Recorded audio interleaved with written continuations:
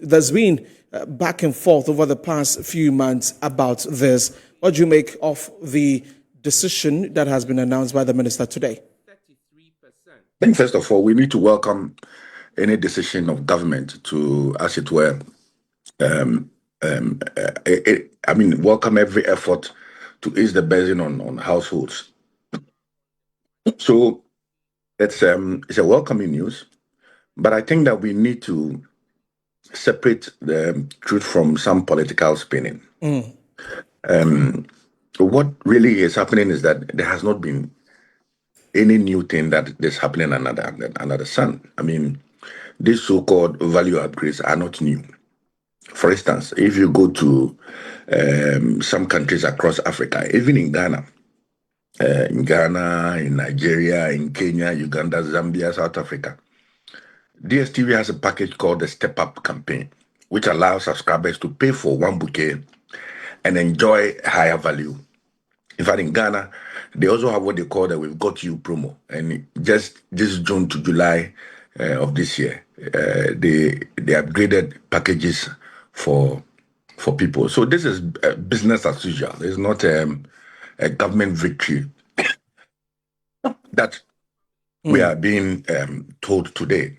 I think that we need to, the core issue was the high DSTV prices that Ghanaians wanted some reduction. So this so-called 33% to 50% more value is the same as the short-term promos that other countries enjoy. And so it should not be packaged as if it's a government-fought policy.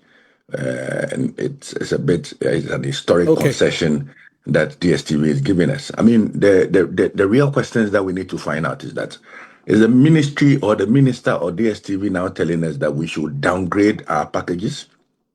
If that is the case, then, because if, for instance, I live in a household where I do not need certain channels. For instance, I am not a too much fan of football, but I pay for football packages.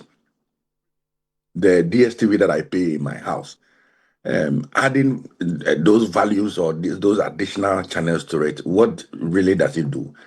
I wanted to see a reduction in the cost of packages that I pay in a month. Okay. And that has not happened. And this whole bit about DSTV taking people to UK and going to watch football. I mean, if you are a subscriber of DSTV, you know that these are promotional materials that they tell us all the time. Right. As a member of the committee, what do you make of how the whole issue has been handled from the very beginning to this very point?